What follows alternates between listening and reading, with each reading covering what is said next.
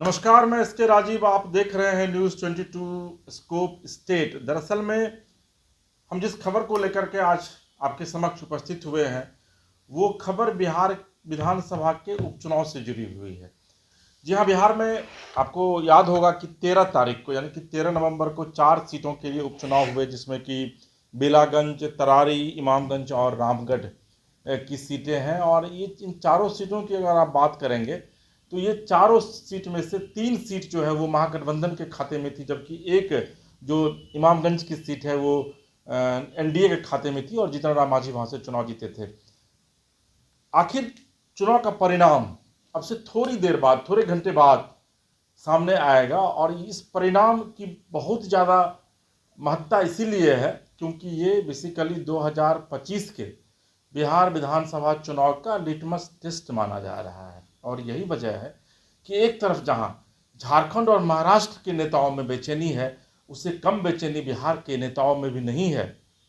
और आप यह कह सकते हैं कि इन नेताओं के लिए भी आज की ये रात अंतिम है। आज की रात भारी पड़ने वाली है और इस तमाम सीटों को लेकर हम विश्लेषण करेंगे और हमारे साथ हमारे सहयोगी विवेक मौजूद हैं।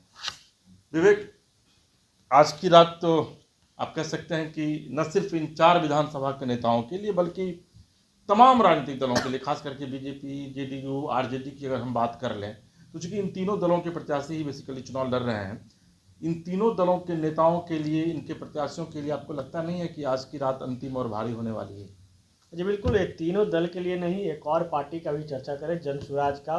उनका भी आज की रात जो है अंतिम रात है, क्योंकि जो कहा जाए चारों जगह जो प्रत्याशी उतारे हैं और चारों जगह का जो समीकरण है, समीकरण के हिसाब से देखकर प्रत्याशी उतारा गया था। एक जो 4 सीट है, तरारी, रामगढ़ और बेलागंज और इमामगंज। तरारी सीट पर हम अभी चर्चा करेंगे। तरारी सीट का जो जहाँ से बीजेपी के विशाल प्रशांत है, जो सुनील पांडे के बेटे हैं, बीजेपी से वो कैंडिडेट बनाए गए थे। और उसके बाद जो दूसरी कैंडिडेट है वहाँ से भाकपा माले का वो सीट जो है गढ़ रहा है।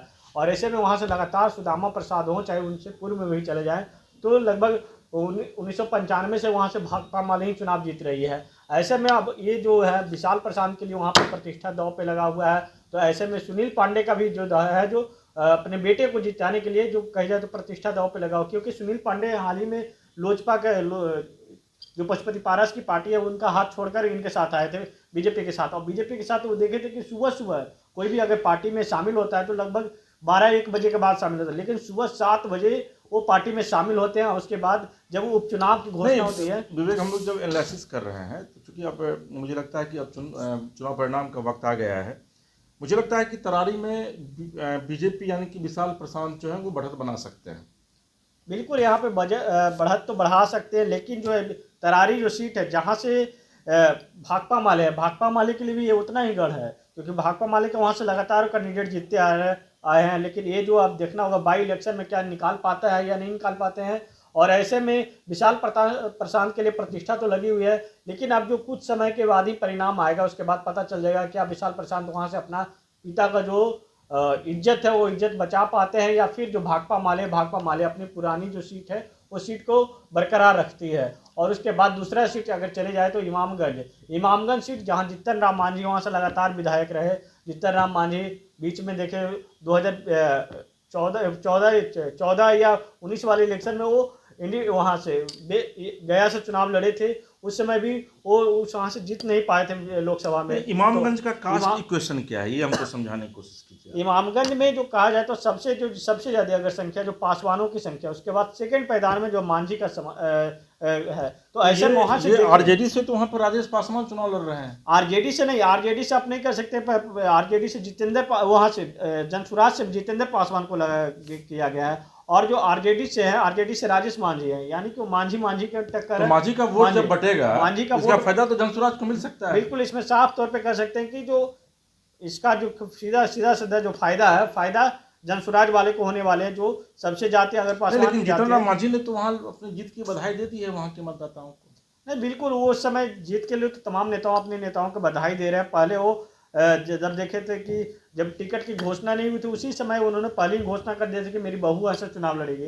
तो इसका वो नहीं कह सकते कि जल्दीबाजी है कि वो फाइट वहाँ किस किस के बिल्कुल वहाँ आरजेडी हम के बीच है या फिर आरजेडी जनसुराज के बीच है, या फिर हम जनसुराज के बीच ना है? वहाँ कह सकते हैं फाइट जो है राजेश मांझी और दीपा मांझी के बीच में है, क्योंकि राजेश मांझी पिछले बार भी चुनाव लड़े थे तो महज कुछ ही वोटों से चूक गए थे, और कुछ वोट से चूक गए थे, और ऐसे में दीपा मांझी को चुनावी मैदान में किया गया है। तो दीपा मांझी क्या अपने जो ससुर हैं जो जीतन राम मांझी उनका सीट को बरकरार रख पाते हैं, या फिर जो है जो राजेश मांझी हैं, राजेश मांझी पिछले बार जो चूक गए थे, क्या इस बार उनको जनता विश्वास जताकर कहीं जाए तो कैंडिडेट बनाते, विधायक बनाते हैं 1 साल के लिए। और ऐसे में वो सीट इसलिए कि राजेश मांझी का इसलिए जिक्र किया जाए क्योंकि राजेश मांझी जो एक ग्रामीण चिकित्सक है, और ग्रामीण चिकित्सक का जो गांव देहात में एक बहुत बड़ा ओहदा रहता है, लोग जाते हैं तो डॉक्टर साहब आ गए, डॉक्टर साहब आ गए, ऐसे में उनका कहीं ना कह सकते हैं कि दीपा मांझी और ये दोनों के बीच में टक्कर है। तो टाइट फाइट, इसको टाइट माना फाइट कह सकते हैं। अगर ये दोनों में से अगर नहीं हो सकता है तो फिर तीसरा भी बाजी मार सकता है, क्योंकि जो पिछले बार जो उपचुनाव हुआ उसमें भी आप देख सकते हैं। तो जनसुराज पार्टी के लिए यहाँ कुछ संभावनाएं बन रही है। बिल्कुल बिल्कुल जनसुराज। चलिए अब हम बेलागंज की बात करेंगे, क्योंकि बेलागंज की सीट जो है वो काफ़ी महत्वपूर्ण सीट इसलिए मानी जा रही है क्योंकि वहाँ से सुरेंद्र यादव जो हैं वो विधायक हुआ करते थे, इस बार एमपी बने हैं, वो जहानाबाद से जीते हैं, और यादवों का गढ़ माना जाता है इस इलाके को। यादव और मुसलमान बड़ी संख्या में बेलागंज में हैं, और बेलागंज में शहाबुद्दीन के बेटे भी वहाँ से प्रचार करने के लिए गए हुए थे। और सबसे जो दिलचस्प है वो ये है कि जेडीयू भी वहाँ से एक यादव कैंडिडेट मनोरमा देवी जो कि पूर्व एमएलसी रही है उनको वहाँ से उम्मीदवार बनाया है, और आरजेडी से विश्वनाथ सिंह यादव यानी कि सुरेंद्र यादव के वो बेटे हैं उनको वहाँ पर उम्मीदवार बनाया गया था। और लालू प्रसाद यादव खुद यहाँ पर गए हुए थे, उन्होंने जाकर के यादवों से अपील की। तेजस्वी यादव ने वहाँ के यादव मतदाताओं से अपील की कि भाई यादवों के अब वर्चस्व की बात है, यादवों के अस्तित्व की बात है, यादवों के वजूद की बात है। तो यहाँ भी लड़ाई जो है वो काफ़ी दिलचस्प है। और जनसुराज पार्टी से वहाँ अमजा खान, चूँकि मुस्लिम वोटर भी वहाँ बहुत ज़्यादा हैं, तो जनसुराज पार्टी से अमजा खान भी वहाँ चुनाव लड़ रहे हैं। लेकिन जो यहाँ पर लड़ाई है वो मुख्य रूप से जेडीयू के मनोरमा देवी और आरजेडी के विश्वनाथ सिंह यादव के बीच है। विवेक है हमारे साथ। विवेक, बेलागंज में आपको क्या लगता है कि जेडीयू बढ़त बनाएगी या फिर आरजेडी जेडीयू पर भारी पड़ेगी? बिल्कुल, यहाँ पे बेलागंज सीट की बात कर लिया है तो एक पिता और पुत्र के भविष्य लगा हुआ है। जो पिता वहाँ से लगातार जीतते आए, अब ऐसे में पुत्र को दाव दिया गया है कि आप पुत्र वहाँ से निकाल पाते हैं, पिता का जो जगह है और जो स्थान है वो स्थान को ले पाते हैं वहाँ पे या नहीं, यह देखना होगा। क्योंकि वो जो बेलागंज सीट से लगातार सुरेंद्र यादव जो है विधायक बनते आए, बीच में एक बार वो सांसद बने थे जहानाबाद से, लेकिन जो उन्होंने जब महिला बिल का जो विरोध किया था उसके बाद उनकी जो सदस्यता जो चली गई थी, फिर से वहाँ से विधायक बने। लेकिन अब इस बार जो जहानाबाद से सांसद बनने के बाद जो सीट खाली हुई थी तो विशाल जो उनके विश्वनाथ यादव हैं जो उनके बेटे, उनको दिया गया है। तो ऐसा में वहाँ भी ये जो देखा जाए तो समीकरण उसी तरीके से है, क्योंकि यादव यादव दोनों हैं और यादव मुसलमान है, तो मुसलमानों की भी संख्या उतना ही है वहाँ पे। जितना भी हमने लोग जो बाई इलेक्शन हुआ 13 तारीख को जितने भी जगह हमने गया तो साफ तौर पर उसके मुस्लिम जो महिलाएं हैं उनका सीधी तौर पर साइलेंट वोट था, क्योंकि जो वहाँ से जो कैंडिडेट हैं जेडीयू के मनोरमा देवी के पक्ष में था कि नीतीश कुमार जी हम लोगों के लिए काफ़ी काम किए, महिलाओं के लिए काफ़ी काम किए हैं।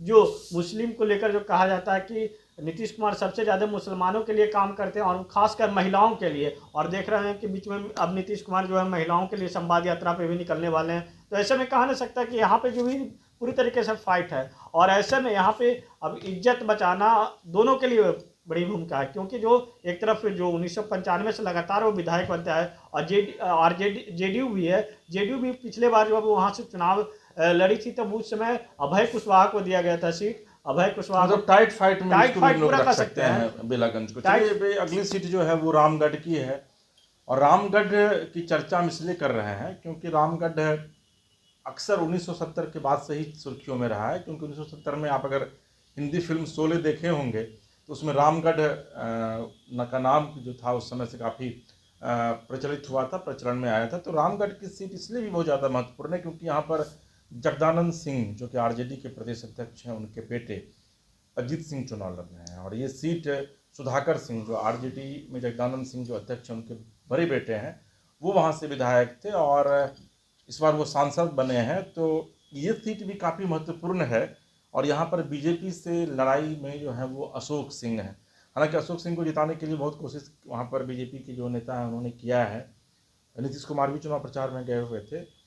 तो रामगढ़ की सीट कितनी महत्वपूर्ण है और यहाँ से कौन बाजी मार सकता है। विवेक, बड़ा दिलचस्प है रामगढ़, चूँकि जगदानंद सिंह के बेटे वहाँ से चुनाव लड़ रहे हैं, तेजस्वी यादव भी वहाँ गए थे। वहाँ मुझे याद है, मैं देख रहा था कि तेजस्वी यादव ने अपनी पगड़ी को खोला था और फिर पगड़ी बांधा था कि भाई यादव और राजपूत अगर एक साथ फिर से एक मंच पे आ जाते हैं रामगढ़ में, तो निश्चित तौर पर न सिर्फ आरजेडी जीतेगी बल्कि पूरे बिहार में एक मैसेज जाएगा। और आपको याद भी होगा कि 1990 से लेकर के 2005 तक जब लालू प्रसाद यादव ने बिहार में शासन किया था, तो उस शासन में 3 जाति की बड़ी भूमिका थी, एक यादव, एक राजपूत और एक मुस्लिम जो मतदाता हैं उनकी। तो आपको लगता है कि रामगढ़ में इस बार आरजेडी बाजी मार सकती है? बिल्कुल, आरजेडी वहाँ से रामगढ़ सीट से बात कर लिया है तो दोनों जो है अजीत सिंह और अशोक सिंह लगभग दोनों जो है जनरल जाति से ही जनरल कास्ट से आते हैं। और ऐसे में जो जनसुराज का भी वहाँ पर उम्मीदवार है, तो ये सीट भी उतनी ही हॉट माना जाए क्या, क्योंकि जो प्रदेश अध्यक्ष है जगदानंद सिंह आरजेडी के, वो उनके बेटे सुधाकर सिंह वहाँ से लगातार चुनाव जीतते आए हैं। और ऐसे में 2024 में जब लोकसभा चुनाव हुई तो वहाँ से वो सांसद बने बक्सर से, और ऐसे में सीट खाली हुई थी तो अब इनको दिया गया है, तो यहाँ से चुनाव लड़ रहे हैं। लेकिन ये भी सीट उतना ही हॉट माना जा रहा है, क्योंकि ये जो सीट है, इस सीट में देखे थे कि जब सुधाकर सिंह प्रचार प्रसार करने के लिए पहुंचे थे तो उन्होंने एक बयान भी दिया था जो काफ़ी सुर्खियों बटोर रहा था कि अगर पिछले बार जो बीजेपी वाले 303 बूथ पर ही पिटाए थे, इस बार जो है 300 बूथों पर पिटाएंगे। ऐसे में कहीं ना कहीं कहा जा सकता है कि जो समीकरण है, ये समीकरण बिगड़ते नजर आ रहे हैं, क्योंकि जो अजीत सिंह को देखना हुआ कितना जनता वहाँ भरोसा जताती है। क्या अजीत सिंह के माने जो अशोक सिंह वहाँ से विधायक रह चुके, कुछ ही वोटों से पिछले बार चूक गए थे। और ऐसे में अब जो अशोक सिंह है, अशोक सिंह को लिए देखना हुआ कि अशोक सिंह वहाँ से निकाल पाते हैं या नहीं निकाल पाते, या फिर यहाँ दोनों नेताओं प्रचार प्रसार करने के लिए गए थे, आरजेडी वाले हो चाहे बीजेपी वाले, दोनों में मुंहतोड़ जवाब हुआ था। बीजेपी की तरफ से गए थे संतोष कुमार सिंह जो है श्रम संसाधन मंत्री, उन्होंने कहा था कि हम भी बदला लेने के लिए जानते हैं, हम भी बदला कैसे लिया जाता है और भी बदला लेकर दिखाएंगे। और जनता जानती है जनता किसको चुनना है। और ऐसे में अब जो परिणाम है, महज कुछ घंटों के बाद परिणाम आ जाएगा, उसके बाद पता चलेगा कि चारों सीट जो है आने वाला जो विधानसभा चुनाव है उसका भविष्य तय करेगा। सेमीफाइनल है, चारों सीट जो है, अब चारों सीट में कौन बाजी मारेगा। ये चारों सीटों का हम लोगों ने विश्लेषण किया और आपसे महज कुछ घंटे बाद चुनाव परिणाम जब सामने आएंगे तो ये पता चलेगा कि वाकई में किस सीट पर कौन बाजी मारता है। लेकिन इतना तय है कि जनसुराज इस चुनाव के बहाने प्रशांत किशोर निश्चित तौर पर यह समझने की कोशिश करेंगे कि पिछले 2-2.5 साल से पूरे बिहार का जो वो पैदल भ्रमण कर रहे हैं, पैदल यात्रा पूरे बिहार की जो वो कर रहे हैं, उसमें जनता का कितना वाकई में समर्थन मिला है। और अगर जनता का वाकई में समर्थन जनसुराज को मिलता है तो निश्चित तौर पर चिंता की लकीरें अगर किसी भी राजनीतिक दल के माथे पर खींचेंगी तो वो बीजेपी, जेडीयू और आरजेडी होंगी। हालांकि इन सबके बीच आज की रात आप एक बार फिर से कह सकते हैं कि तमाम नेताओं के लिए न सिर्फ अंतिम रात होगी बल्कि भारी भी पड़ने वाली है।